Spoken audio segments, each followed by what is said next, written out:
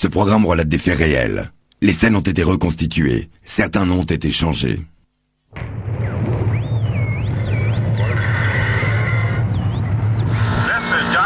WHJB News. The control tower at the Greater Pittsburgh Airport definitely confirmed the fact that there was an object in the sky 13 minutes before 5. Le 9 décembre 1965, un objet incandescent survole le Canada, traverse ensuite l'Ohio et la Pennsylvanie et se pose au pied des monts Allegheny. Je crois que ce qui s'est posé à Kecksburg provenait d'une autre planète. On pouvait voir que quelque chose avait frappé la cime des arbres et à quel endroit ça avait frappé le sol. J'ai entendu un cri provenant de ce boisé. Je ne veux plus jamais entendre un cri comme celui-là. Qu'est-ce qui a bien pu se poser ou encore s'écraser à Kecksburg, Pennsylvanie? Cette nuit m'a marqué. Je sais ce que j'ai vu et personne ne me fera croire autrement. Et pourquoi l'armée américaine a-t-elle tenté de tout camoufler? Je crois que le gouvernement les a menacés s'ils parlaient. Il a immédiatement pointé son arme vers nous et a dit « Arrêtez, allez-vous-en ». Vous allez remarquer la présence de l'armée américaine tout au cours de cette histoire.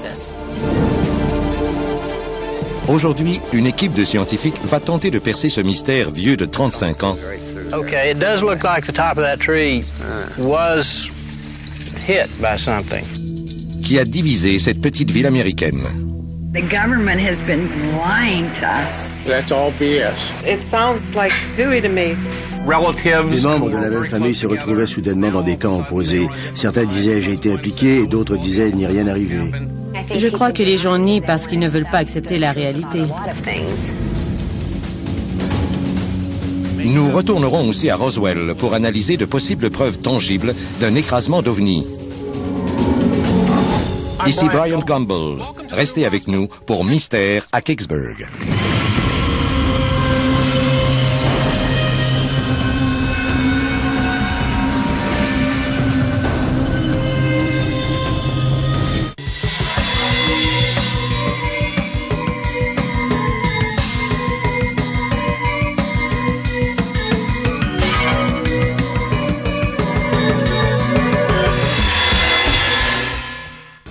On a surnommé Roswell le patriarche des dossiers d'OVNI pour une excellente raison. Il comporte plusieurs témoins crédibles et démontre tous les signes d'un camouflage gouvernemental. Pendant que nous poursuivons l'investigation sur l'écrasement de Roswell, qui révèle des découvertes intrigantes, nous avons rouvert des dossiers d'OVNI controversés. Au cours de cette émission, nous allons utiliser les outils scientifiques modernes pour tenter de mettre à jour des preuves tangibles sur ce qui s'est réellement passé dans une petite ville appelée Kecksburg, que certains surnomment le Roswell de la Pennsylvanie. As Pennsylvania's Roswell.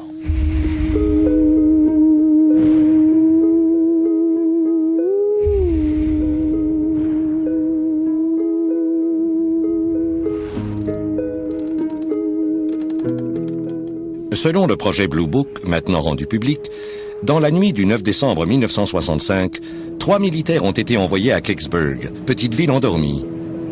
Leur mission était de récupérer un objet volant non identifié ayant causé un petit incendie dans un boisé éloigné. Si on en croit le rapport officiel, les hommes ont poursuivi leurs recherches jusqu'à 2 heures du matin sans rien trouver. On expliquera plus tard qu'il s'agissait d'une météorite traversant le ciel de la région. C'est ici que le rapport officiel se termine et que débute la controverse. J'ai droit à mon opinion. J'ai bien vu un vaisseau extraterrestre s'écraser au sol. Vous savez, je crois que c'est une histoire montée pour la télévision. Je ne sais pas pourquoi certaines personnes nient tout. Je sais que ça s'est produit, mais je ne peux pas parler pour personne. Depuis les événements étranges et bouleversants du 9 décembre 1965, cette petite ville rurale située à 40 km au sud-ouest de Pittsburgh est divisée. Il y a ceux qui croient que quelque chose d'extraterrestre s'est posé ici, alors que les autres croient à une vaste supercherie. Certains témoins qui ont parlé publiquement ont été accusés d'avoir inventé toute l'histoire. Des membres d'une même famille autrefois très proches se retrouvaient dans des camps opposés parce que certains disaient avoir été impliqués alors que d'autres disaient qu'il ne s'était rien passé. Et ça demeure encore aujourd'hui une situation très émotive. En 1990, l'émission Unsolved Mysteries a présenté une reconstitution du soi-disant écrasement d'OVNI de Kecksburg. Des citoyens ont conservé la maquette de l'OVNI surnommée la Noix de Chêne et l'ont installée à l'extérieur de la vieille caserne de pompiers. Pour plusieurs, c'est le rappel d'un souvenir qui refuse de s'évanouir. Beaucoup de parents des enfants qui vivent ici refusent d'en parler. C'est tabou. Et ils ont beaucoup de difficultés à communiquer avec ceux qui croient que c'est vrai. Toute cette histoire d'OVNI nous a mérité beaucoup d'attention. Et je crois que les aînés n'aiment pas ça. J'ai 25 ans et plusieurs personnes de mon âge croient que quelque chose est tombé ici. Mais personne ne connaît la vérité. Pendant des années, je me suis demandé ce qui était tombé ici et j'aimerais beaucoup le savoir. Certains disent que c'était un ovni, d'autres une météorite, mais qui le sait à part le gouvernement?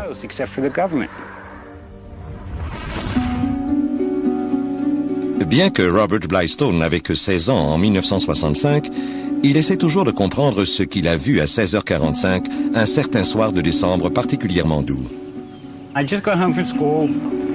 Il faisait chaud à mon retour de l'école. Alors je suis allé faire un tour sur la véranda. Je regardais par là et j'ai entendu un vrombissement ou peut-être un sifflement. En levant les yeux, j'ai vu un objet traversant le ciel. C'était comme une boule de feu laissant une traînée de vapeur de différentes couleurs derrière elle. On pouvait voir vers où elle se dirigeait. Son mouvement était lent. Elle ne tombait pas. C'était sous contrôle et quand elle a touché le sol, j'ai vu un nuage de poussière.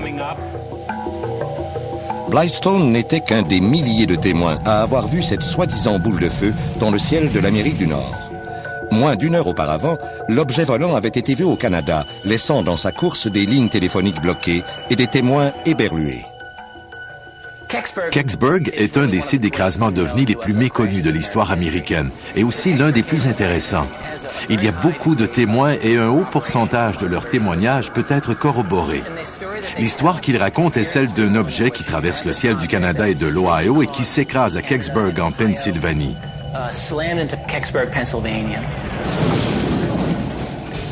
On a donc un objet qui se déplace trop lentement pour être une météorite. Je sais ce que j'ai vu et ce n'était pas une météorite. Il m'a semblé que ça avait été construit. Les lignes étaient douces, tout comme sa surface, et ça ne ressemblait pas du tout à une météorite. Selon certains témoins, l'objet aurait changé de direction, aurait manœuvré, ce qui apporte une dimension très intéressante. Dans la grande région de Pittsburgh, on a reçu plusieurs rapports d'un objet brillant. L'objet s'est déplacé vers le sud-ouest, dans le comté de Westmoreland. Il y a eu un boom supersonique lors de son passage. Entre Greensburg et Latrobe, l'objet a tourné vers le sud. Et à Laurelville, d'autres témoins ont vu l'objet se déplacer vers Kecksburg, au nord-est. Au cours de ce trajet, l'objet semble avoir ralenti.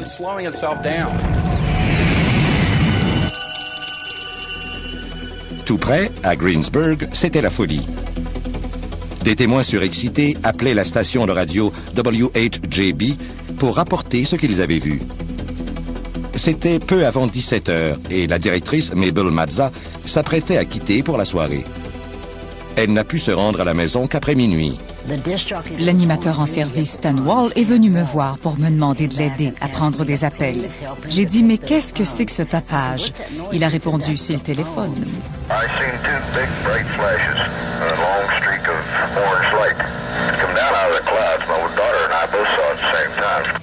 J'ai pris des centaines d'appels qui disaient que quelque chose s'était posé à Kecksburg. Et quelqu'un d'autre a dit que c'était un ovni. Bien entendu, j'ai pensé que c'était, vous savez. Un appel se distinguait, celui d'une ménagère du nom de Frances Culp. Madame Culp a dit au directeur de l'information, John Murphy, que la mystérieuse boule de feu ressemblait à une étoile à 4 pointes. Plus tard, lors d'un bulletin radio, Murphy relate sa conversation avec Frances Culp et son contenu inquiétant. Calls through the past years, it's fairly easy to tell by the tone in a person's voice, whether they believe what they're saying or whether it's a prank call. This woman to me sounded like she believed and was sincere over what she was saying. This was the first piece of actual evidence we had in the early evening.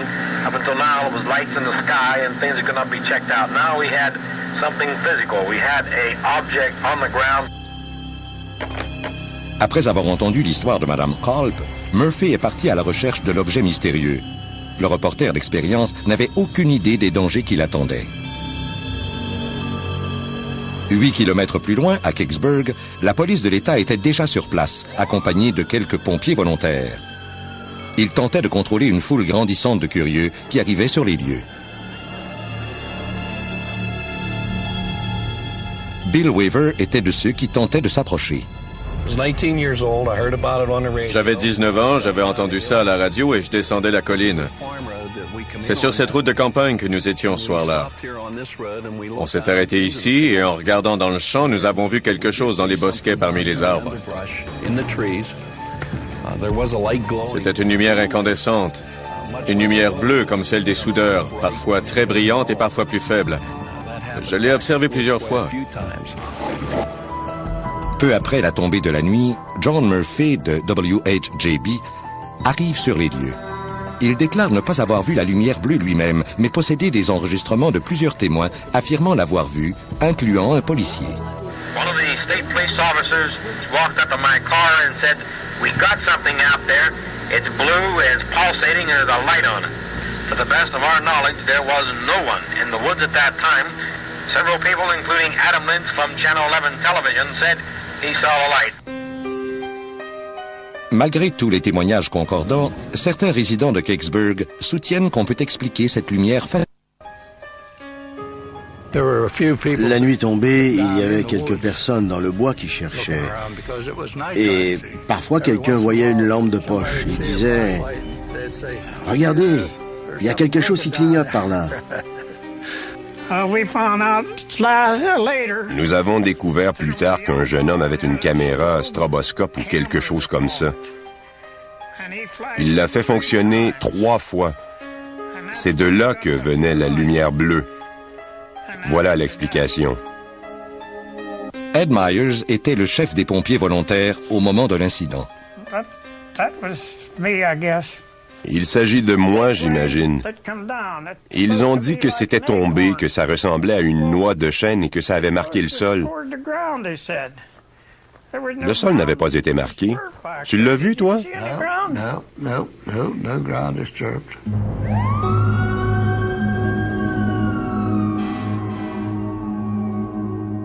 Galen Wilkins était également pompier à Kecksburg. Il est convaincu que rien du tout n'est arrivé dans leur ville ce soir-là. C'est le journal du 50e anniversaire du service d'incendie de 1939 à 1989. Vous savez, il n'y a rien sur un ovni là-dedans.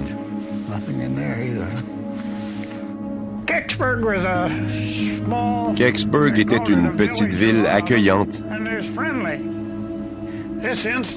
Toute cette histoire a changé beaucoup de choses. Quand ils sont arrivés avec cette histoire d'OVNI, ça a complètement changé l'endroit. C'est malheureux que des personnes, des gens qui ont été voisins toute leur vie soient divisés ainsi. Je ne peux pas croire qu'ils me mentiraient là-dessus. Ils ne me mentiraient pas. Je ne les traiterai pas de menteurs, mais je pense que les gens disent des choses pour se voir à la télé. Vous savez, quand la caméra tourne, les gens disent n'importe quoi s'ils croient qu'on va les passer à la télé. Si des gens disent qu'il ne s'est rien passé ce soir-là, c'est ou bien qu'ils n'étaient pas là, ou encore qu'ils mentent. Parce que j'étais là et je l'ai vu. Moi et beaucoup d'autres.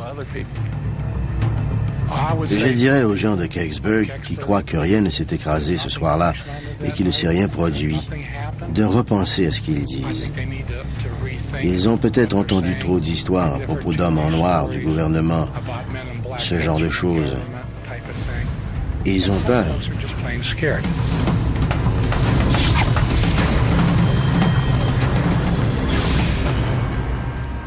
Ceux qui connaissaient le journaliste John Murphy témoignent qu'il n'avait peur de rien. Mais c'est avant qu'il ne soit impliqué dans l'incident de Kecksburg. Ces enregistrements audio exclusifs sont ceux qu'il a enregistrés sur les lieux ce soir-là. Ils sont diffusés pour la première fois à la télé nationale. When I got to the top of the hill where they pointed out to me, said that was the description the woman gave of where she saw the object. There was no smoke there at that time. What did it look like? It looked like a star on fire. A star on fire? Can you point out what part of the wood you saw it in? Right down there. Flairant le gros coup, Murphy appelle la station pour en parler à sa directrice, Mabel Mazza. Il m'a appelé sur la radio CB et m'a dit « On a quelque chose de gros ». Mais Mabel a reçu un autre appel ce soir-là. Un appel qui s'avérera encore plus significatif. 1 heure après l'appel de Murphy, des hommes prétendant être de l'armée m'ont appelé et m'ont demandé la route pour se rendre au site de l'écrasement à Kecksburg.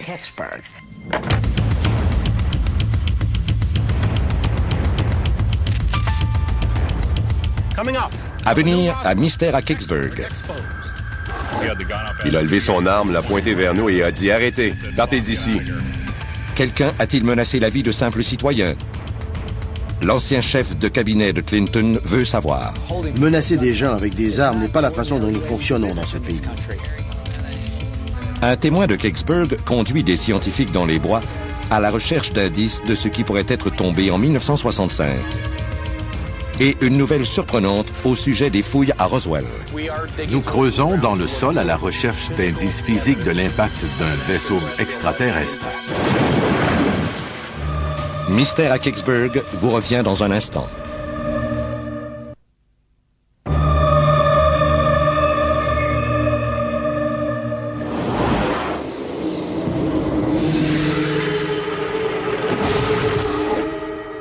Plusieurs saisons se sont écoulées depuis la chute d'un mystérieux objet dans une forêt de Pennsylvanie. Plusieurs questions restent sans réponse et la petite communauté de Kecksburg est toujours déchirée.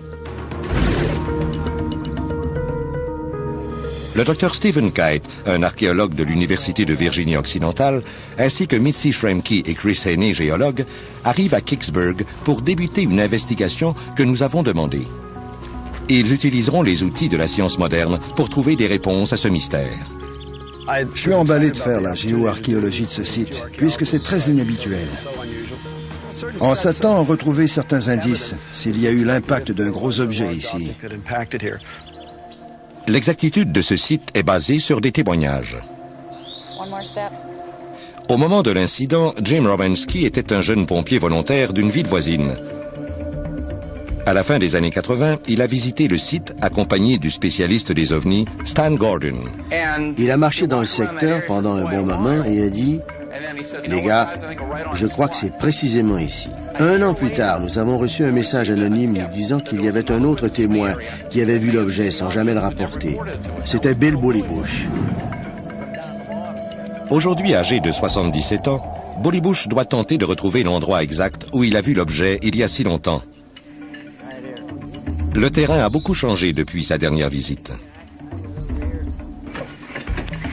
This is it, George. Here's the tree that I stood back of. And I stood here and I happened to look up there and there it was. It embedded right into the ground about a foot and a half. La description que Bully Bush a fait de l'objet supporte la théorie que ce n'était probablement pas une météorite.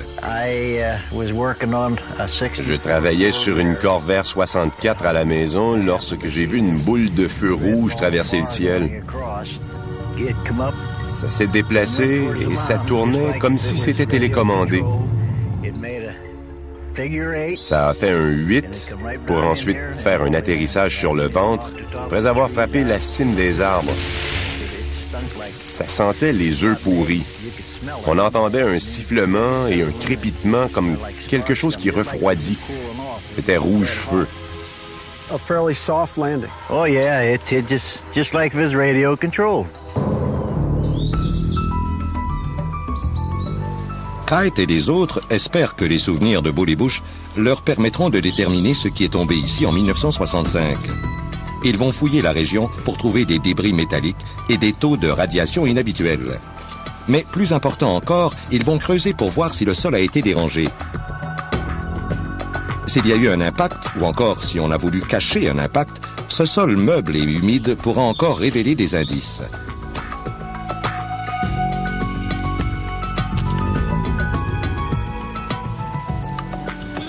George Kovacina est l'un des fermiers chez qui Kite et ses collaborateurs vont travailler. Mais il ne croit pas que quelque chose soit tombé dans la forêt la nuit du 9 décembre 1965. Je n'ai rien vu tomber. Rien du tout. Ils disent que c'est probablement le passage d'un météorite. Bully Bush et Kovacina ne s'aiment pas. Ils représentent les deux clans opposés de Kecksburg. Ceux qui croient que quelque chose d'étrange s'est produit ici et ceux qui n'y croient pas. Si les fouilles de Kite donnent des résultats, ce sera le premier pas permettant de mettre fin à une querelle qui dure depuis plus d'un quart de siècle. Pour l'aider dans ses recherches, Kite consulte nul autre que le docteur Bill Dolman de l'Université du Nouveau-Mexique, celui-là même qui a dirigé l'an dernier les fouilles sur le site de Roswell. Bill Dolman et moi avons parlé au téléphone et il m'a donné quelques conseils basés sur ses propres fouilles. Les fouilles de Dolman à Roswell en 2002 ont permis un nouveau départ dans l'étude des ovnis, l'utilisation de la science pour résoudre des mystères que l'on qualifiait jusqu'alors de science-fiction. Ce qui est particulièrement excitant, c'est qu'en observant le sol, je me suis dit « Wow! Il y a une anomalie stratographique exactement où il devrait y en avoir une. » Nous avons trouvé des indices possibles prélevés des échantillons de sol et les avons examinés au microscope pour tenter de trouver des débris. Aujourd'hui, Dolman retourne à la voûte de Wells Fargo à Roswell pour y récupérer ses précieux échantillons de sol ainsi que des sacs contenant des matériaux d'origine inconnue pour les étudier à nouveau. Il va tester les échantillons dans un laboratoire d'Albuquerque à la recherche de ce qui pourrait rester d'un écrasement d'ovnis. On dit que l'armée a tout ramassé, mais tout le monde sait qu'il peut toujours rester des débris minuscules. Le but de cette analyse est de voir s'il ne reste pas de débris microscopiques de ce qui a pu tomber ici.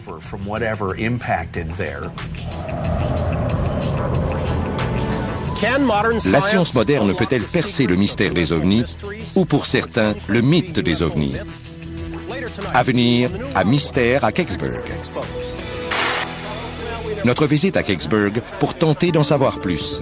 There were jeeps, there were people with some kind of guns. Military don't track meteors and arrive that fast. They lie. Et d'autres détails étonnants de l'écrasement de Kecksburg et de dissimulation. Ils avaient des carabines. J'ai entendu un cri provenant de la forêt. Je ne vais plus jamais entendre un cri pareil.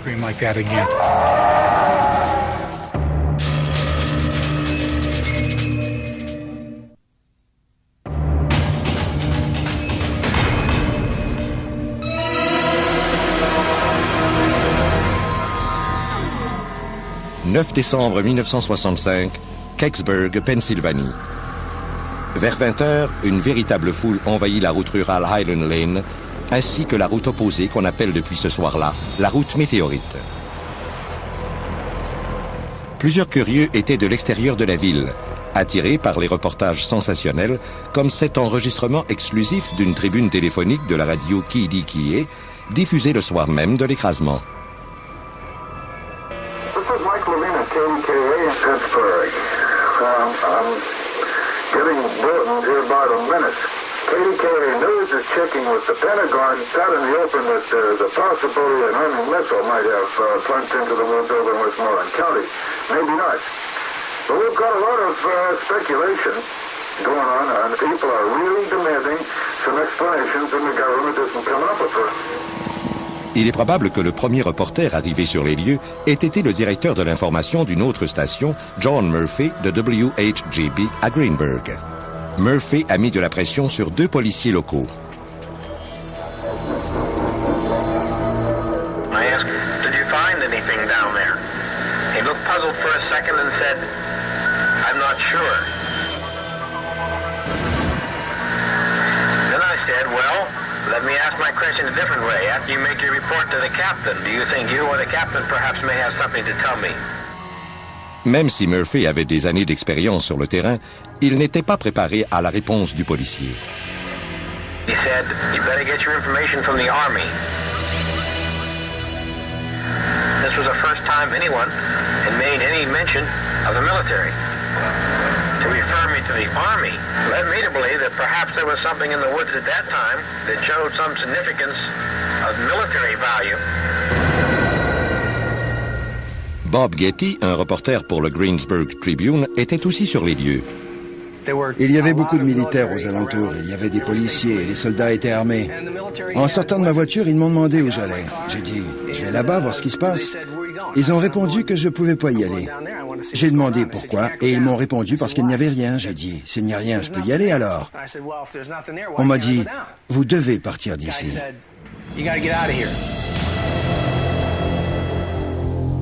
Des années plus tard, lorsque le projet Blue Book a été rendu public, le rapport officiel sur Kecksburg mentionnait que seulement 3 membres de l'armée avaient été envoyés à Kecksburg pour investiguer.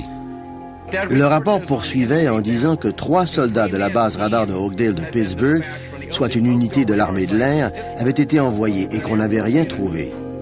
C'est le seul document officiel. Après avoir étudié l'incident de Kecksburg depuis 30 ans, Stan Gordon croit qu'on a voulu étouffer l'affaire. Il croit en effet que 3 hommes du site radar de Oakdale s'y sont rendus. Ils étaient les éclaireurs d'une opération militaire d'envergure. Des témoignages semblent vouloir lui donner raison. Plusieurs personnes disent « Écoute, j'étais là et j'ai vu les militaires. » Des gens ont dit avoir vu du personnel de l'infanterie et de l'armée de l'air. D'autres ont vu des gens de la NASA ce soir-là. Pourtant, des citoyens respectés de Kecksburg croient le gouvernement et croient qu'il n'y avait aucun personnel militaire dans la ville ce soir-là. Je n'ai jamais vu de militaires là-bas. Les militaires disent qu'ils n'étaient pas là. Mais c'est difficile à croire quand une population de quelques centaines de personnes dit les avoir vus. Et je croirais les gens de la communauté avant l'armée n'importe quand. Il n'y avait pas de camion militaire dans le secteur à ce moment-là. Pas de Jeep. Non, rien. Rien du tout. Et je serais prêt à passer au détecteur de mensonges. C'est un gros mensonge. Je serais prêt à jurer sur la Bible qu'ils étaient là et que je leur ai parlé. Bob Bittner était pompier volontaire au moment de l'incident. Beaucoup de ses amis l'ont délaissé parce qu'il refuse de changer sa version des événements. Bittner allègue que le 9 décembre 1965, il est allé à Kecksburg après avoir terminé sa journée de travail comme camionneur. 3 véhicules militaires sont arrivés. Il y avait un officier haut gradé. Je lui ai demandé si nous pouvions aller là-bas avec lui. Et il a dit que personne n'irait avec eux là-bas.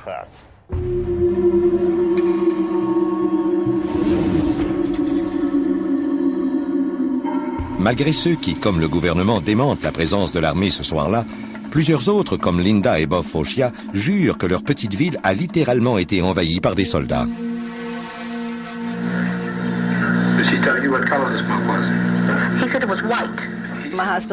Mon mari regardait la télé et écoutait la radio. On disait qu'un objet était tombé et nous avons remarqué qu'il y avait beaucoup de circulation devant notre maison sur la route qui mène à Kecksburg. Il y avait beaucoup de voitures de police. Un peu plus tard, on a vu plusieurs véhicules militaires arriver. Les Focia ont été étonnés de voir l'armée arriver sitôt après l'écrasement. La base militaire de l'armée de l'air la plus proche est à environ 80 km. Donc je présume qu'ils sont probablement venus de la région de Pittsburgh ou encore qu'ils ont atterri à l'aéroport de Pittsburgh où ils ont aussi une base. Et ensuite ils ont roulé jusqu'ici. Ou encore ils l'observaient et le suivaient.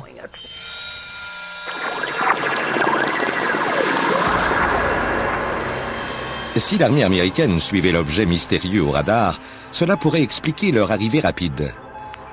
Mais cela contredirait le rapport officiel selon lequel la boule de feu, vue par des milliers de gens, ne serait qu'une météorite qui s'est désintégrée à la Terre. En ce qui concerne les météorites, il est connu qu'elles n'apparaissent presque jamais au radar puisqu'elles sont trop petites. La grosseur d'un point ou d'un caillou. Même les radars modernes ne peuvent les voir. L'incident de Kecksburg soulève une question. Qu'est-ce qui aurait pu pousser le gouvernement à envoyer un détachement de l'armée dans une petite ville de campagne un certain soir de décembre? Si vous croyez les témoignages, une chose est certaine. Si quelque chose s'était écrasé dans les bois, l'armée n'allait laisser personne s'en approcher. Plus la nuit avançait, plus l'activité s'intensifiait. Un non-résident, David Newhouse, qui avait 19 ans au moment de l'incident, est revenu à Kecksburg pour la première fois depuis. Il nous a fait part de sa rencontre avec les militaires. Je suis certain que c'est ici. Nous avons pris la courbe et nous avons monté. Je me souviens de cette section surélevée. Nous nous sommes arrêtés là parce que nous avons vu des lumières à l'orée du bois. Des lumières fortes, blanches, comme celles de réflecteurs. On pouvait voir que des gens travaillaient. Quelqu'un nous a vus stationner ici et nous a regardés avancer dans le champ. Selon Newhouse, il a été stoppé brutalement. Devant lui se trouvait un soldat armé. Il y a des choses qu'on n'oublie jamais. La première fois qu'on pointe une arme vers vous, c'est difficile à oublier, vous savez. C'était une carabine pointée directement vers moi. C'était un membre de l'armée avec une carabine de l'armée. C'était une M1. J'ai été dans l'armée, alors je connais ça. Je fais partie de la NRA. Vous avez vu l'autocollant derrière? J'aime les fusils, mais pas pointés sur moi. Il nous a dit de nous en aller. Nous avons donc fait demi-tour et nous sommes repartis sans poser de questions.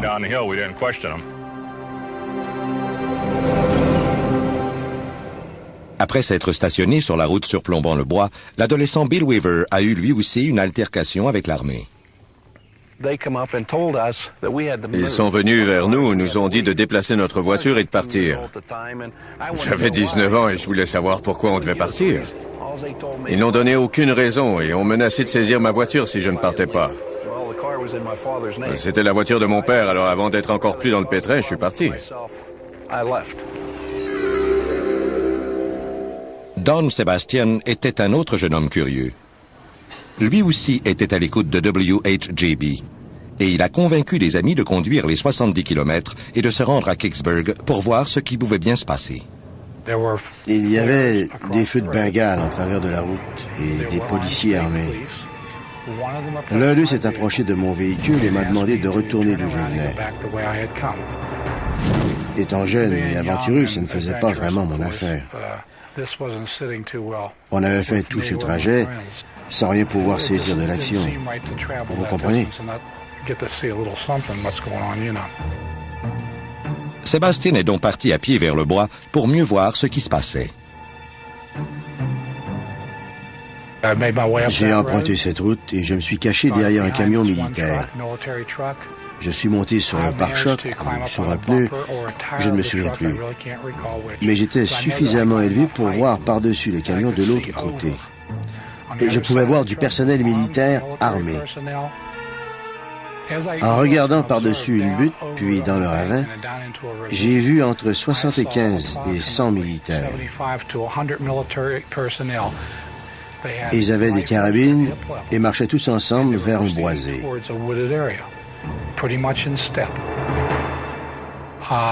Une dizaine de minutes après, j'ai entendu un cri provenant du boisé. Un cri qui m'a littéralement glacé le sang.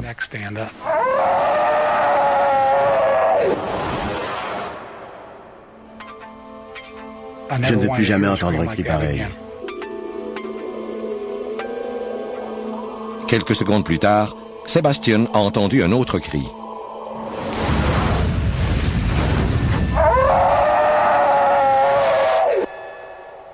C'était beaucoup trop fort pour être un cri humain. Je ne vois pas comment un cri humain pourrait porter aussi loin. Après le deuxième cri, j'en ai eu assez. Et je me suis dit, c'est assez, je fous le camp d'ici.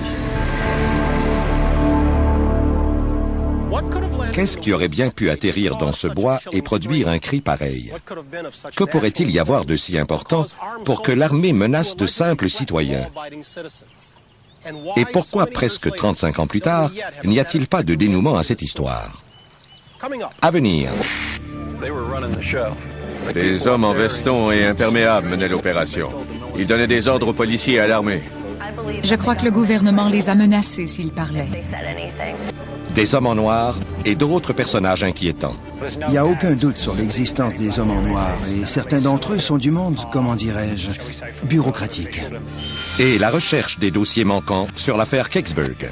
Si on envoie des douzaines et des douzaines de soldats, il y a des rapports sur ces événements. Nous sommes convaincus qu'ils doivent exister quelque part. Au retour, la suite de Mystère à Kecksburg.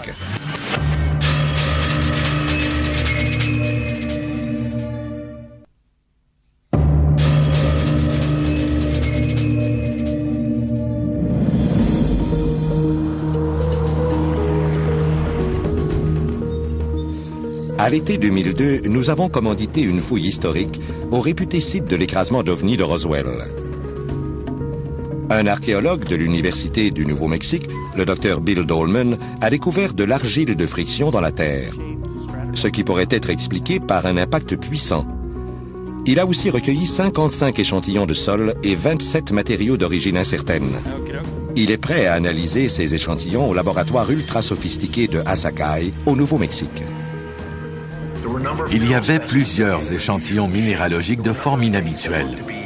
Il y en avait plusieurs probablement d'origine naturelle et d'autres qui semblaient de toute évidence avoir été fabriqués par l'homme.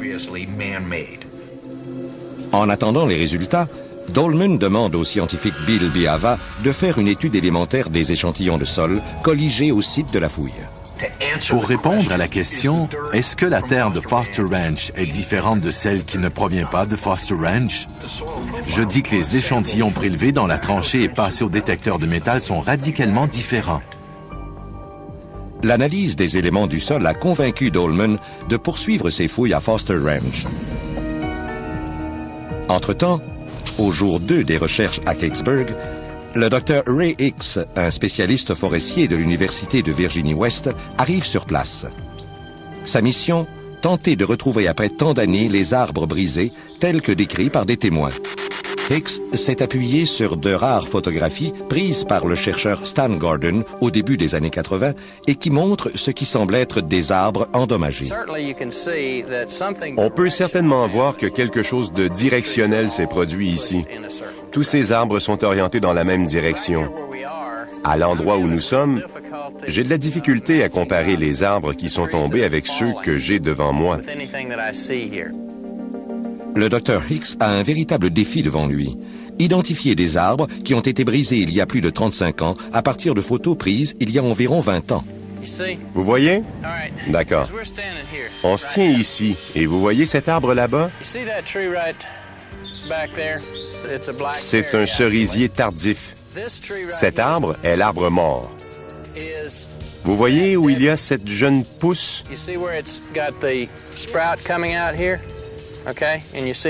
Vous voyez en haut où la cime est brisée? Alors, cet arbre est celui-là.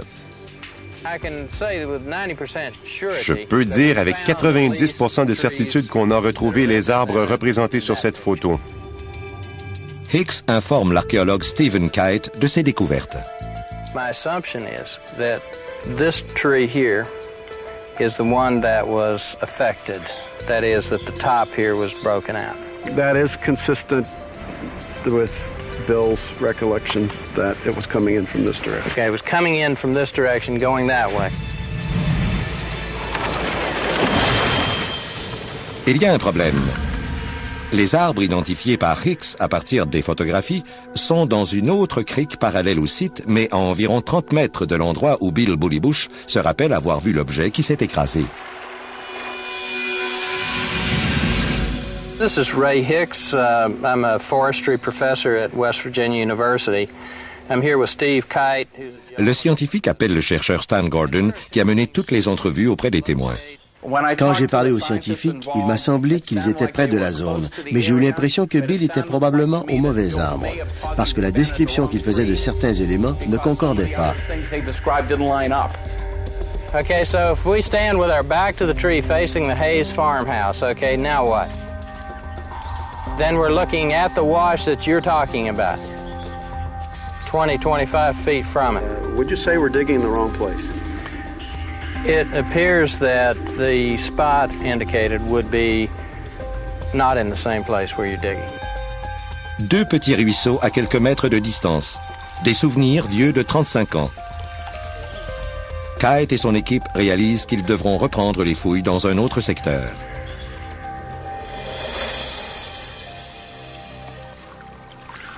Comme c'est le cas dans plusieurs enquêtes d'OVNI, on manque désespérément de témoins qui étaient sur les lieux et qui ont tout vu. Des milliers de personnes ont vu la boule de feu dans le ciel. Des centaines ont vu la commotion dans la forêt. Mais seulement quelques personnes prétendent avoir vu l'objet comme tel. En 1965, James Romanski avait 18 ans et était pompier volontaire à Lloydsville, situé à 18 km de Kecksburg. On l'a fait venir à la caserne pour un écrasement d'avion dans les bois. Quand je suis arrivé à la vieille caserne de Kecksburg, il y avait des pompiers partout. Et il y en avait beaucoup. Romanski prétend que ses confrères et lui ont reçu l'ordre de fouiller les bois à la recherche d'un avion et de survivants. Il faisait froid et c'était humide. On se déplaçait dans le champ et les bois avec des lampes de poche à une quinzaine de mètres les uns des autres. 20-30 yards apart. Ils se sont approchés d'un ravin près de la ferme de George Kovacina. Le ravin décrit par Bill Bullybush. À notre grande surprise, on n'a pas découvert d'avion conventionnel comme on les connaît.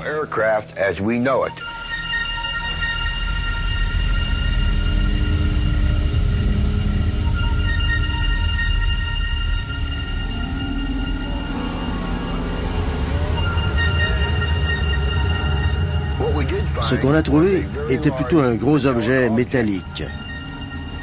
Il n'y avait pas de fenêtre, pas de hublot, ni de porte, et encore moins d'ailes. J'ai décrit l'objet comme étant une énorme noix de chêne parce que le côté était courbé et il y avait comme un bouclier tout autour.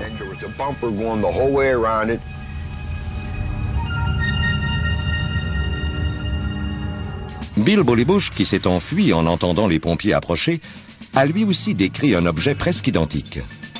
Je pouvais le voir assez bien. Il n'y avait pas de traces de soudure ou de fenêtre, rien. Et derrière, il y avait comme une sorte de bague avec des signes égyptiens dessus. Je ne sais pas ce que c'était.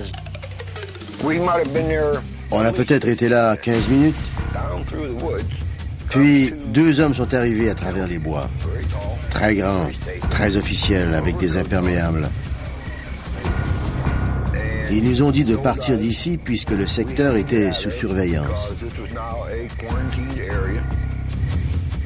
Ils nous ont ordonné de partir. Ces mêmes hommes mystérieux nous ont été décrits par plusieurs autres témoins. Bill Weaver, l'adolescent en quête de sensations fortes, dit les avoir remarqués tout de suite. Ces hommes en vêtements de ville semblaient avoir autorité sur tout le monde.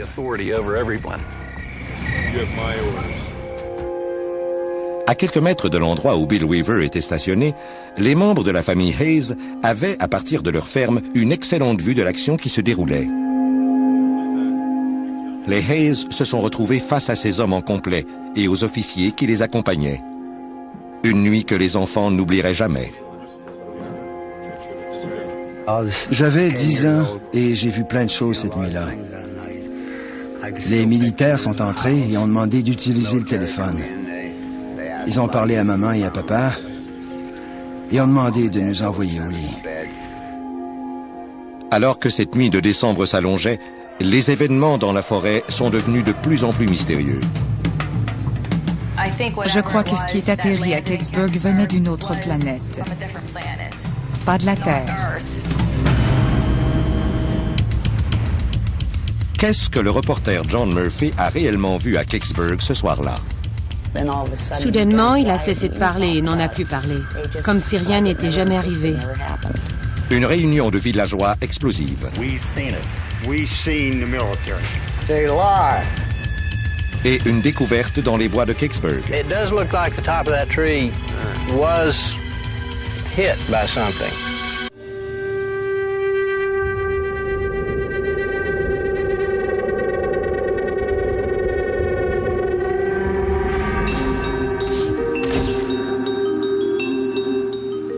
Est-ce qu'un objet incandescent s'est écrasé ou encore, selon certains, posé dans cette forêt en 1965?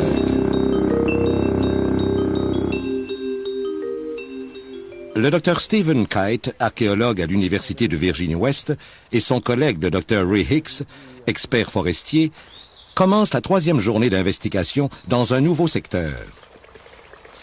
Des témoignages discordants placent l'objet dans l'un ou l'autre de 2 ruisseaux éloignés d'environ 30 mètres. Tentant de faire la part des choses entre ces 2 témoignages, Kite et Hicks font appel à John Hayes. Hayes avait 10 ans en 1965, et même s'il n'a pas vu l'objet comme tel, il a observé toute l'action de la fenêtre de sa chambre, tout près. Ma chambre était là où se trouve la fenêtre en coin. Je pouvais voir tout ce qui se passait là-bas. C'est là que tout se déroulait. Tous les camions et les équipements passaient dans le creux ici. Hayes prétend avoir vu des arbres brisés et une opération de camouflage dans les bois quelques jours plus tard. Ils ont coupé la clôture et l'ont pas replacée. J'ai donc replacé la clôture, j'ai marché à travers le creux et j'ai vu où les arbres ont été brisés et où ils ont frappé le sol. On pouvait voir qu'il y avait eu quelque chose dans le sol et qu'on avait recouvert le tout de terre pour le faire disparaître. C'était pas la même terre. On peut faire la différence entre l'humus de la forêt et de la terre à jardin. Think you can take me right to where you saw the soil had been turned up? It's a little tough. It's been a while since I've been down in here. Okay, the fence line is right here. It's right in the fence line. And it's like right in here. Okay. Want to tell me where I should have my crew start digging some test holes? I'd say I'd start right in here. Okay. Great. Now that gives us a target. The first site we dug, Le premier site que nous avons choisi était basé sur le témoignage de Bill Bully Bush et l'emplacement de cet arbre. Vous savez, on n'est qu'à une quinzaine de mètres de l'endroit où Bill Bully Bush croyait l'avoir vu. C'est remarquable de voir comment vos témoignages ne sont pas contradictoires. Les souvenirs de Hayes concordent exactement avec les témoignages de Bill Bully Bush et de Jim Romansky, tout comme les photos prises dans les années 80 par Stan Gordon.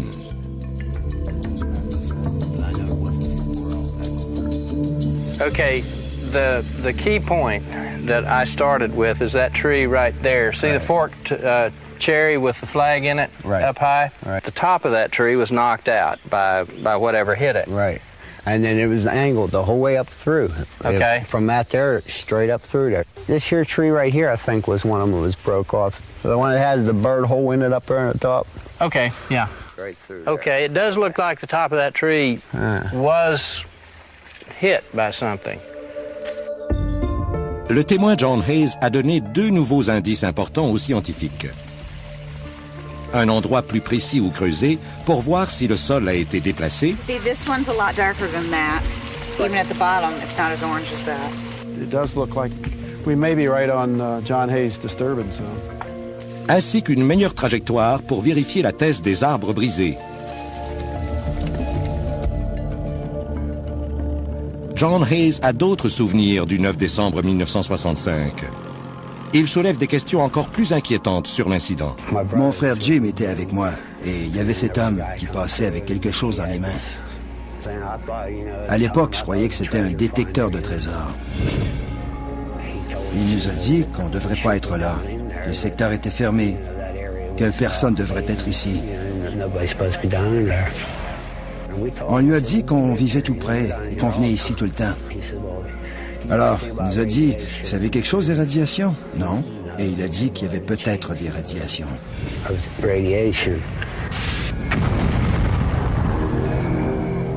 La rumeur de radiation expliquerait peut-être ce que des curieux ont vu de la route.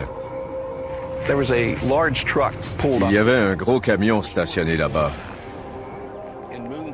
4 personnes en sont sorties avec des costumes lunaires, comme on les appelait à l'époque. Des costumes blancs. Ils ont transporté une grosse boîte jusque dans le champ.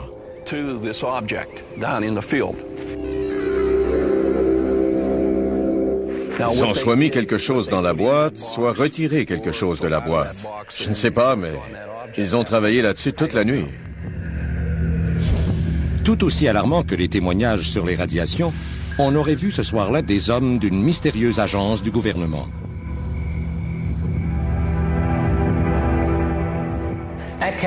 À Kecksburg, il me semble qu'il y a eu plusieurs groupes militaires. L'armée de l'air et probablement la NASA. Et ensuite, il y a plusieurs personnes qui ont vu des hommes en civil qui menaient l'opération. La question se pose, est-ce qu'il s'agit des hommes en noir?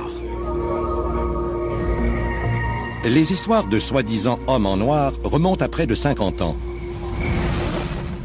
Au cours de ses recherches sur les écrasements d'OVNI, le journaliste Nick Redfern en a entendu parler à maintes reprises. Il y a plusieurs rapports documentés à propos d'écrasements d'OVNI ou encore de satellites qui relatent que des témoins des incidents ont été avertis de ne rien dire, de ne pas parler des événements. Il n'y a donc aucun doute que ces hommes en noir existent et que quelques-uns d'entre eux sont, disons, d'une agence officielle. Quand on a témoin d'OVNI sur témoin d'OVNI qui disent avoir reçu la visite de civils en complet et que ces civils semblent en savoir beaucoup sur ce que vous avez vu, puis qu'ils vous disent que ce n'est peut-être pas une bonne idée de parler de ça parce qu'il pourrait vous arriver quelque chose, vous finissez par les croire. Dans des documents obtenus selon le droit d'accès à l'information, on apprend que même l'armée de l'air était préoccupée par les hommes en noir et par leur provenance. L'armée de l'air avait entendu parler de ces hommes en noir et avait entendu dire qu'ils se déguisaient en officiers de l'armée. Ils avertissaient les gens de ne rien dire des incidents. Un important mémo a circulé partout dans l'armée de l'air, un mémo qui disait « Si vous avez entendu parler de ces hommes ou si vous rencontrez quelqu'un qui a croisé ces hommes, nous voulons le savoir immédiatement. Nous devons savoir qui sont ces hommes et ce qu'ils font. » Des hommes en noir ont-ils été impliqués dans l'incident de Kecksburg? Cela reste à prouver, mais plusieurs indices confirmeraient la présence d'autres agences secrètes, les projets Moondust et Blue Fly.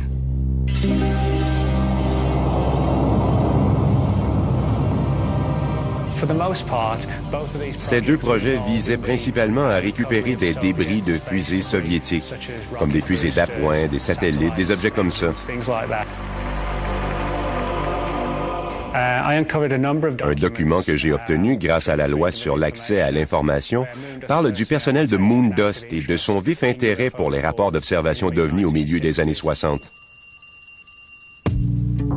Les équipes du projet Moondust étaient composées de 3 spécialistes. Des experts qui pouvaient être envoyés dans n'importe quelle partie du monde très rapidement pour récupérer un engin écrasé. Que cet appareil soit américain, qu'il soit d'un autre pays ou encore d'origine extraterrestre, cela demeure top secret. Qui d'autre se trouvait à Kecksburg ce soir-là? Plusieurs témoins impliqués dans l'événement ont livré des informations pertinentes qui laissent croire que la NASA a joué un rôle important dans l'investigation à Kecksburg. John Hayes se souvient avoir reçu la visite du personnel de la NASA le soir de l'écrasement. J'ai vu ces hommes en survêtement. Il y en avait plusieurs. Ils sont entrés chez moi. Je crois qu'ils étaient 6. Et l'un d'entre eux portait un écusson de la NASA. Est-ce que ces hommes étaient vraiment de la NASA? L'ancien ingénieur, James Oberg, ne le croit pas. Si vous allez dans un secteur pour maintenir la sécurité, vous n'arriverez pas en brandissant un drapeau. Vous irez en prétendant être quelqu'un d'autre. J'ai souvent entendu parler de certains cas où des groupes apparaissent en Amérique du Sud, par exemple, à la recherche d'une météorite ou de quelque chose qui s'est écrasé disant qu'ils sont de la NASA. Je connais les gens de la NASA qui manipulent ces matériaux. On leur envoie les échantillons, on leur parle au téléphone, mais ils ne vont pas sur le terrain. Ils ne le font pas et ne l'ont jamais fait. Alors toutes ces histoires qui parlent d'hommes avec des écussons de la NASA, ça ne veut rien dire. En fait, c'est probablement une indication qu'ils ne sont pas de la NASA. Peu importe pour qui ils travaillaient, ces hommes n'avaient qu'une chose en tête, récupérer le mystérieux objet de la forêt de Kecksburg, le plus rapidement et le plus efficacement possible. Il semblait avoir déjà pratiqué ce genre d'opération, il savait ce qu'il faisait.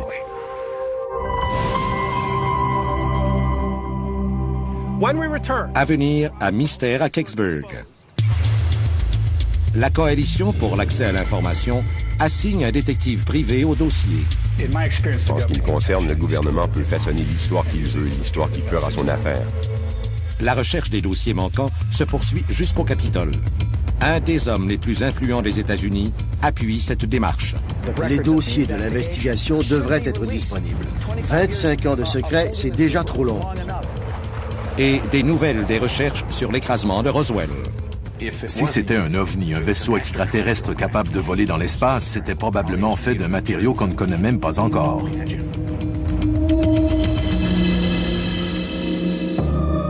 Mystère à Kecksburg vous revient dans un instant.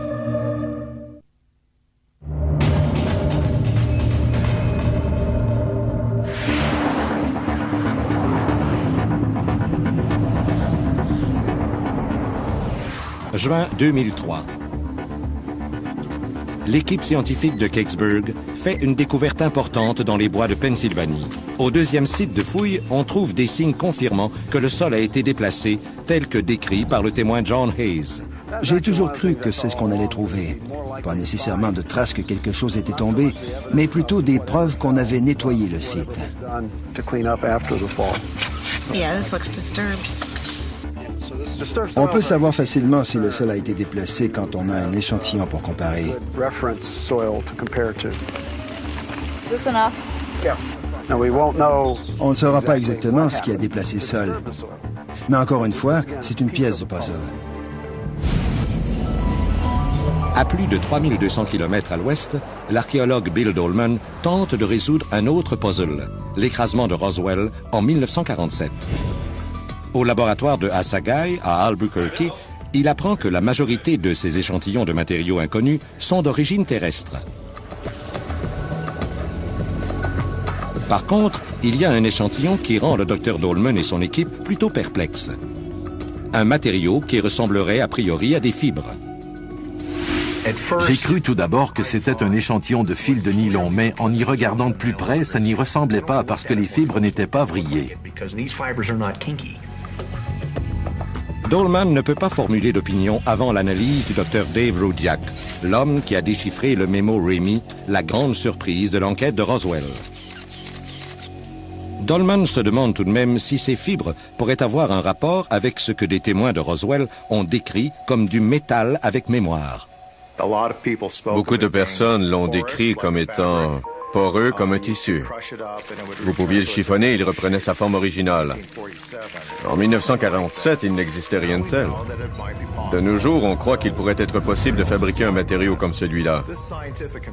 Un article du Scientific American parle par exemple d'un matériau appelé nanotube de carbone. On l'a découvert en 1991. Ces tubes minuscules sont entrelacés pour former des fibres. Une fois perfectionnés par la science, ils seront plus forts que l'acier, plus légers que l'aluminium et résisteront à des chaleurs extrêmes. Cela semble impossible. La NASA et l'armée travaillent présentement sur ce genre de fibres. Ce serait un bon matériau pour un vaisseau spatial. C'est plus qu'une coïncidence. Si c'était un ovni, c'était un vaisseau capable de voyager dans l'espace. C'était probablement fait de matériaux qu'on ne peut même pas encore imaginer. C'est donc la direction que je devrais emprunter. Je dois me dire, d'accord, on ne peut déterminer ce que c'est, alors allons voir des spécialistes en matériaux et voir ce qu'ils en pensent. Pendant que Dolman et ses collègues planifient les étapes du projet Roswell pour la prochaine année, à Washington, la coalition pour le droit d'accès à l'information fait face à des refus. Ce sont les mêmes réponses que les chercheurs de Roswell encaissent depuis des dizaines d'années. Les demandes répétées visant à obtenir de l'information sur l'incident de Kecksburg sont rejetées par le département de la Défense, l'armée américaine, l'armée de l'air et la NASA. Si vous envoyez des douzaines et des douzaines d'officiels armés, il y a toujours des rapports sur ces événements. Nous sommes donc convaincus qu'ils existent quelque part. Nullement découragée, la journaliste Leslie Kean se retourne vers les archives nationales. D'après ce que je vois, on déploie des efforts sans précédent. Aux frontières de l'inexpliqué a investi beaucoup de ressources pour mettre sur pied une équipe professionnelle, incluant une firme d'avocats spécialisée dans les recherches d'archives. Nous allons pousser ceci plus loin que qui que ce soit auparavant et insister pour obtenir des réponses. Parmi les autres membres de l'équipe, on retrouve un détective privé qui préfère garder l'anonymat. Il a été employé du gouvernement. Il enquête maintenant sur l'identité des militaires présents à Kecksburg ce soir-là. Quand j'étais au gouvernement, je les trouvais très habiles pour cacher l'information qu'ils ne voulaient pas divulguer. Si le gouvernement veut cacher les allées et venues de ses militaires, il peut le faire assez facilement. Puisque le gouvernement refuse de remettre les dossiers, nous avons demandé l'aide d'une avocate, Lee Elfrick. Elle forcera la diffusion des dossiers par voie judiciaire. Il n'y a aucun doute que le phénomène des ovnis était un événement ou est un événement qui semble se produire périodiquement dans ce pays.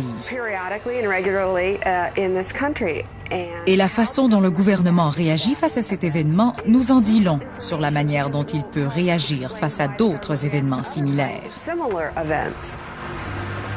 Ce n'était peut-être pas un vaisseau extraterrestre. C'était peut-être un vaisseau soviétique. C'était peut-être une de nos propres expériences. Mais peu importe ce que c'était, je crois qu'après 40 ans de silence, nous avons le droit de savoir ce que c'était. La coalition a maintenant un autre allié puissant dans sa quête de la vérité. L'ancien chef de cabinet du président Clinton, John Podesta. It's time to find out what the truth really is that's out there. J'ai toujours lutté pour que la population ait droit à la vérité. Les dossiers de l'investigation de Kecksburg devraient être publics. 25 ans de silence, c'est bien assez long. Il est certain qu'envahir une ville américaine et menacer des gens avec des armes n'est pas la façon habituelle de procéder dans ce pays. Les gens ont le droit de savoir ce qui a déclenché une opération militaire de la sorte. Ils peuvent juger par eux-mêmes si c'était approprié. Je crois que le gouvernement a la responsabilité de dire ce qui s'est passé à Kecksburg, de dire la vérité. Tout le monde devrait savoir ce qui s'est passé et ce qui s'est écrasé. Ça fait trop longtemps qu'on attend des réponses. Si le gouvernement les a, il devrait nous les donner. Le pompier volontaire Bob Bittner est un résident de Kecksburg qui recherche la quiétude. Bittner jure avoir vu ce soir-là des militaires descendre dans le ravin vers minuit. Je crois qu'ils ont été là pendant une demi-heure ou 45 minutes. Ensuite, ils sont sortis du ravin et se sont arrêtés. Un gros camion recouvert d'une bâche est arrivé. On ne pouvait pas voir à l'intérieur. John Hayes, alors âgé de 10 ans, se souvient avoir vu le même camion de la fenêtre de sa chambre. C'était un camion vert. Quand il est descendu dans le ravin, il était vide.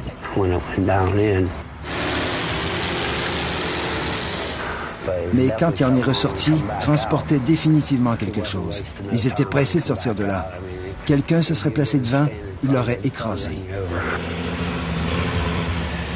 Hayes n'était pas le dernier témoin à voir le camion de l'armée quitter Kecksburg. Jerry Betters, un musicien de jazz de Pittsburgh, possédait une ferme dans la région. Il avait convaincu des amis de prendre la route dans l'espoir de voir un ovni. Betters n'a pas été déçu. Quand le camion est sorti de là, il y avait cette chose, un objet ayant la forme d'une noix de chêne.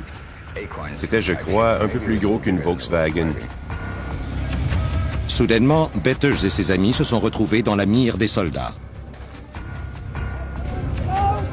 Un officier est arrivé, il a crié aux soldats de nous sortir de là. Ils ont réagi à l'ordre en chargeant leurs carabines devant nous. Betters et ses amis ont dû partir, mais non sans avoir jeté un coup d'œil à ce qui se trouvait sous la bâche.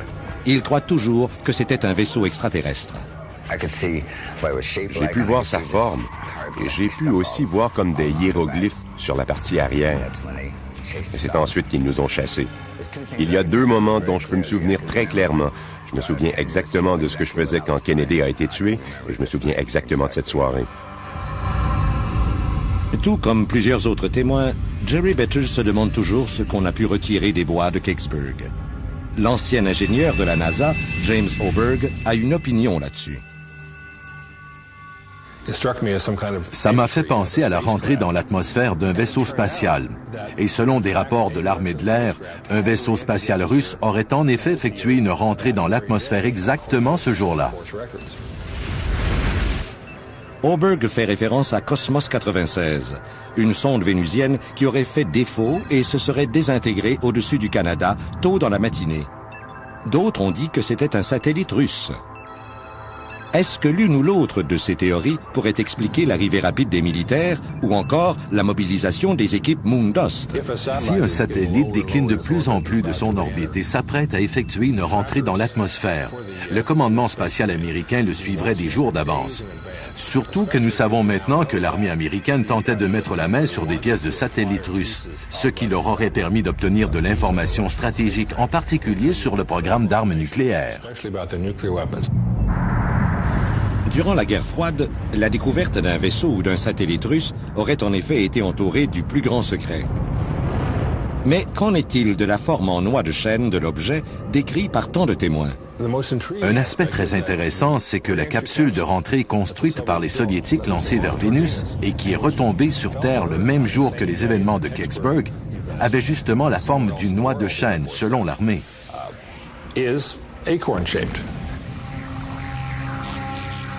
On ne peut pas mettre ça complètement de côté, même si après avoir contacté l'agence spatiale russe en 1995, on m'a dit qu'il n'y avait aucun rapport entre Cosmos 96 et ce qui est tombé à Kecksburg.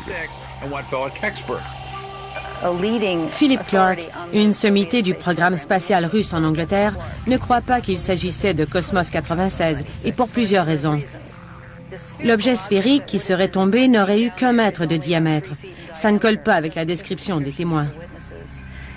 Clark ne croit pas non plus que Cosmos 96 ait pu effectuer une descente lente comme celle observée par les témoins.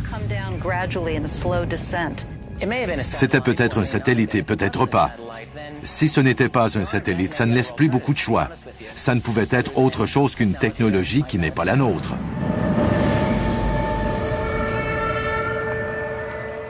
Peu importe ce que c'était, il n'en restait plus une trace le lendemain matin.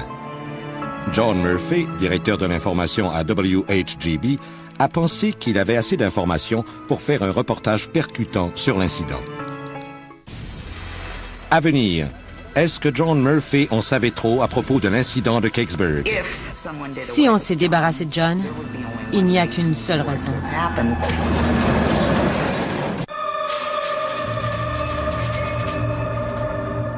En 1965, Linda Fauchia était directrice au contenu à la station WHGB. John était très excité. Il effectuait le montage de toutes les entrevues qu'il avait faites et il était certain que ça ferait une excellente émission. John commençait à avoir une solide réputation comme journaliste. C'était sa vie. L'ex-épouse de Murphy, Bonnie Mills Gale, se souvient de ses attentes élevées à propos de cette émission. C'était le reportage de sa vie. Même si Murphy n'a jamais déclaré publiquement avoir vu l'objet, son ex-femme et plusieurs de ses collègues donnent une toute autre version. Il est arrivé sur les lieux avant la police et l'armée. Il m'a appelé et m'a dit qu'il avait pris des photos et que ses pellicules avaient été confisquées. Mais il avait réussi à en cacher une. L'armée s'en venait et il a pris une photo. Il a prétendu qu'il avait trébuché ou quelque chose comme ça parce qu'il ne voulait pas qu'il confisque sa caméra. Alors il a pu garder une photo. Je ne sais pas si c'était cette photo ou non, mais il me l'a apportée. C'était très noir et on voyait beaucoup d'arbres autour. Je ne sais pas à quel endroit sur le site il l'a prise, mais j'ai vu la photo d'une chose à la forme conique. C'est la seule fois que je l'ai vue. Selon son ex-femme et ses collègues, l'enthousiasme de Murphy à propos de l'émission qu'il voulait appeler « L'objet dans les bois » s'est évanoui quand il a eu la visite surprise de l'armée. Je les ai vus qui parlaient à John dans un studio. C'était beaucoup plus privé que son bureau. Je ne sais pas quelle a été la teneur de leur entretien. Ils avaient l'air très sérieux.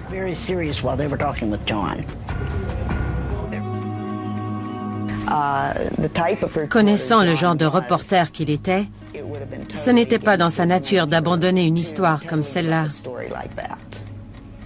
C'était trop important. Je crois qu'on lui a ordonné de ne pas en parler. Et je crois que c'est pourquoi sa personnalité a changé après ces événements.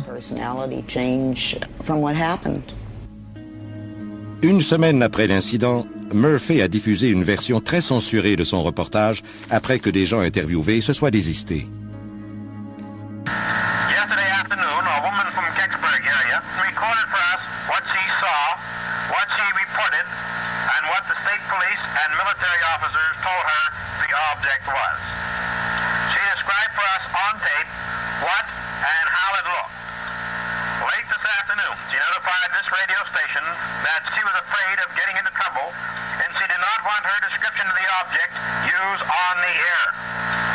We received other calls early tonight from some other people. One person said that they was afraid of the state police, and another person said they did not want to get in trouble with the Army.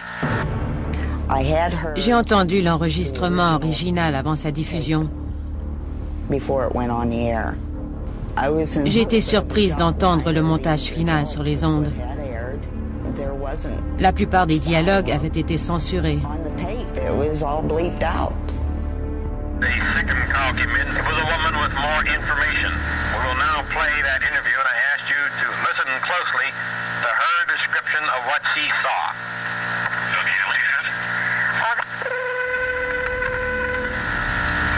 This portion of the original program has been censored. Un autre fait étrange est l'avis de non-responsabilité qu'il a lu au début de l'émission, ce qui était totalement inhabituel de sa part.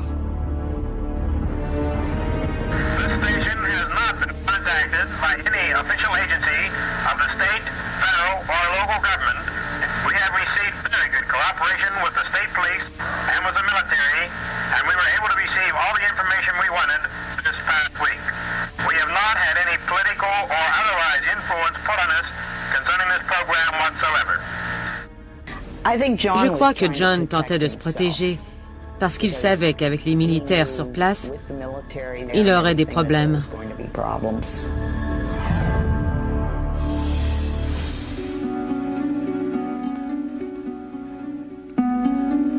L'explication officielle, rien n'était arrivé, rien n'avait atterri ici et il n'y avait pas d'incident. Fin de l'histoire. En 1965, Bob Getty avait 22 ans. Il était journaliste débutant pour le Greensburg Tribune Review. Son chef de pupitre lui a ordonné de couvrir l'histoire de la décennie, l'écrasement d'un véritable ovni. À son arrivée à Kecksburg, il a été repoussé par la police et par l'armée. Il a été abasourdi de lire l'explication officielle de l'incident dans les journaux.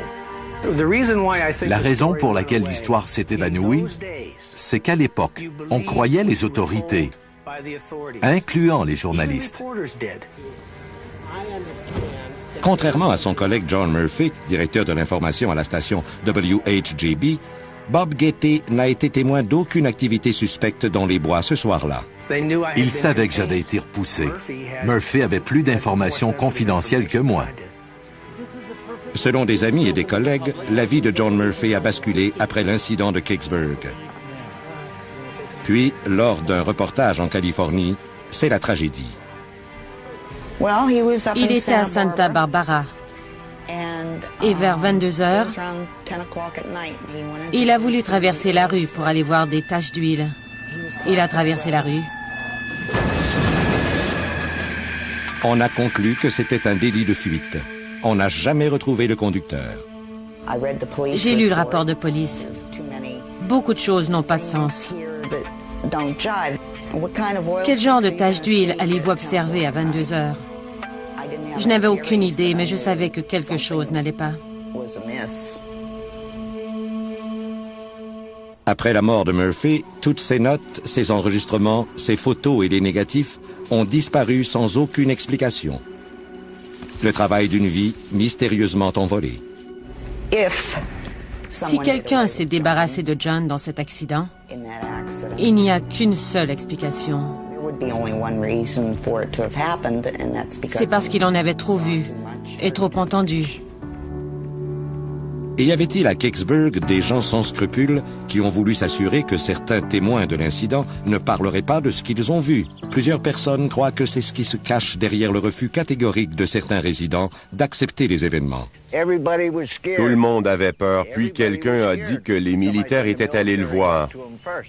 Le gouvernement a probablement dit aux gens de ne pas parler.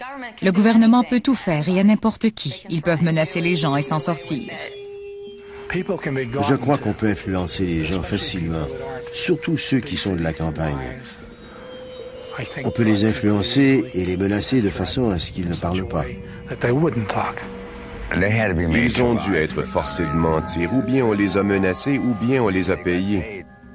Le gouvernement n'a pas le droit de nous cacher quoi que ce soit. Je crois que les gens et le public en général devraient savoir ce qui se passe. Pourquoi ne pas dire la vérité, peu importe si c'était un vaisseau extraterrestre? Ça fait 40 ans de ça, et ça n'a fait de mal à personne alors qu'on dise tout simplement la vérité. Une réunion houleuse à la caserne des pompiers attire des témoins qui n'avaient jamais parlé auparavant. An Army Jeep pulled up, said, hey, we're having a lot of problem with people coming up into the area. If anybody should ask for directions, could you give them the wrong directions? It'd be great. Wrong directions. Et une découverte surprenante dans la forêt. Quelque chose de très brusque s'est produit ici en 1965, quelque chose qui a ralenti la pousse des arbres.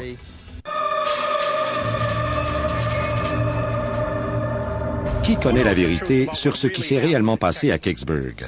Pour tenter de le savoir, nous avons décidé d'organiser une réunion des citoyens à la caserne de Kecksburg. Nous avons réuni des gens qui ne croient pas aux ovnis et des gens qui y croient, ainsi que quelques nouveaux témoins qui ont décidé de parler ouvertement.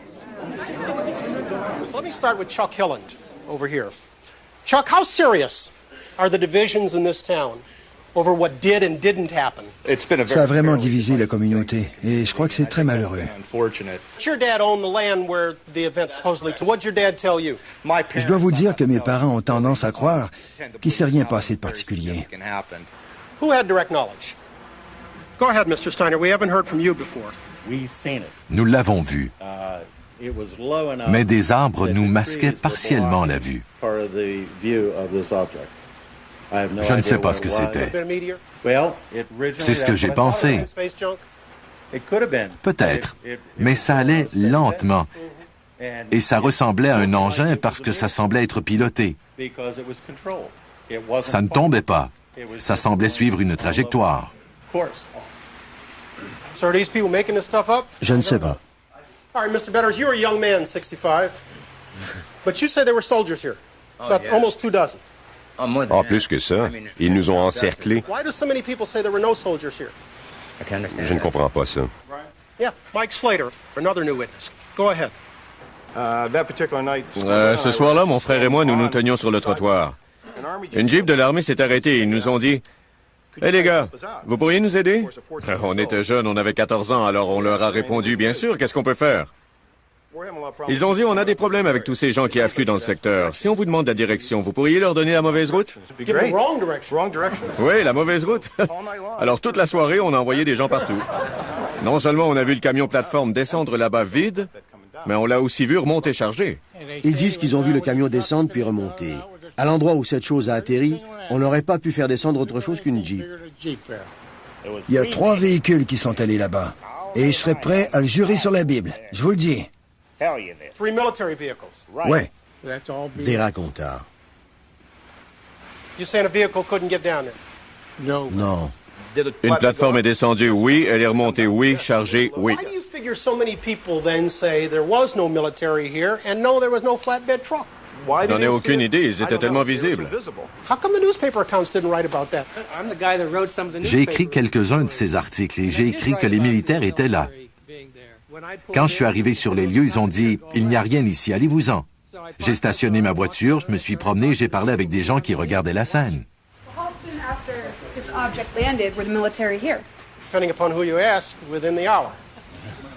Les militaires ne suivent pas les météorites, ils n'arrivent pas si vite. Il y a les militaires, la police d'État et ces hommes en complet. Et les hommes en complet semblent avoir autorité sur la police d'État et sur les militaires. Who thinks this is all a bunch of hooey? No disrespect intended. It sounds like On dirait des balivernes pour moi, parce que ça l'est. Ils disent que les pompiers ont été appelés aussi, mais c'est faux. Because you were a volunteer fireman at the time. J'étais ici à ce moment-là. J'étais le seul ici. La seule personne qui aurait pu répondre au téléphone. Il n'y a eu aucun appel chez les pompiers ce soir-là. Even though they say there was. Même s'ils le disent, ils mentent. Je me suis arrêté devant la caserne et il y avait des gens et ils nous ont dit de quitter la ville. On ne voulait pas de nous ici. So that was your sole experience with it? Nous n'avons jamais quitté la ville. Nous avons fait le tour pour voir ce qui se passait. Nous nous sommes rendus au sommet de la colline de l'autre côté des barbelés. Il y avait un soldat de l'armée avec tout son accoutrement et son arme. Et il nous a empêchés d'avancer. Cet homme ne connaît pas le terrain là-bas. Il ne le sait pas, et lui non plus. Comment ont-ils pu faire entrer un camion là-dedans? Okay, but let's not talk about the trucks. He's saying that he came down here and there were military guys who pointed a gun at him and told him to get lost. Là-bas, mais pas ici. So something happened somewhere in the area. You'll accept that? Oui, il y avait quelque chose. Il a dit qu'il a vu 2 camions de l'armée là-bas. Disons que je suis d'accord. Vous savez, les gens qui disent que c'est de la folie, je n'ai entendu personne dire pourquoi c'est de la folie. Seulement que ça l'est. Je crois que tout le monde est d'accord sur une chose. Je crois que ce que tout le monde veut, c'est une réponse de l'armée. Oui, ils ont sorti quelque chose de là, mais ils n'admettront pas leur présence et ils n'admettront pas qu'ils ont sorti quelque chose. You're smiling, young lady. How come? Il y a l'incident de Roswell. Le gouvernement nous cache des choses et nous ment depuis tant d'années. L'armée était là et elle ne vient pas pour des choses sans importance. Go ahead, Chief, and I'll let you have the last word. Je suis pompier à Kecksburg depuis 28 ans. Ça me fait du bien en tant qu'ancien pompier de savoir maintenant que quelque chose s'est passé. L'armée est venue ici. Tout le monde ici a raconté honnêtement ce qu'il a vu et entendu. Je crois qu'en fonction du terrain, il y a des points de vue différents, dépendant de l'endroit où on était placé. Le résultat de cette réunion, un consensus général à l'effet que quelque chose d'important s'est produit ici à Kecksburg le 9 décembre 1965. Malgré les rapports officiels qui le nient, des soldats étaient ici. Plus important peut-être, des citoyens d'opinions divergentes ont été entendus.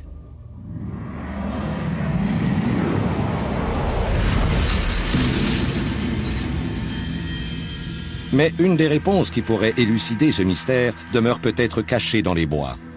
Le Dr. Ray Hicks, de l'Université de Virginie-Ouest, a passé les 2 derniers jours à la recherche des arbres brisés. J'ai disposé des drapeaux rouges qui indiquent, selon moi, la trajectoire apparente de l'objet. Il venait probablement de là. Si vous regardez vers la cime de cet arbre, on peut remarquer qu'il semble avoir été brisé. Le Dr. Hicks prend un échantillon du cœur de l'arbre brisé, identifié par le témoin John Hayes. Les cercles dans le cœur lui dévoileront l'âge de l'arbre, mais également à quel moment les dommages ont pu être causés. Ce que je peux noter, c'est que dans cette zone commençant ici, il y a un changement distinct dans les cercles de croissance.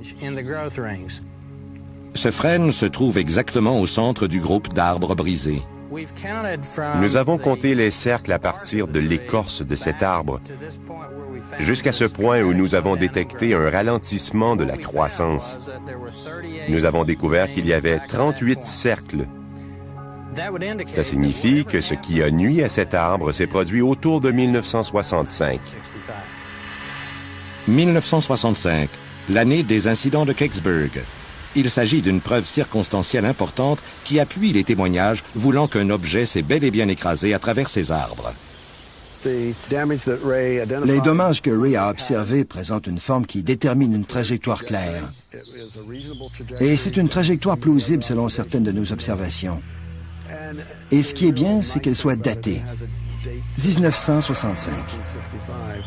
Puisqu'il y a des dommages évidents et visibles, ces dommages représentent une preuve tangible de ce qui a pu ralentir la croissance de cet arbre.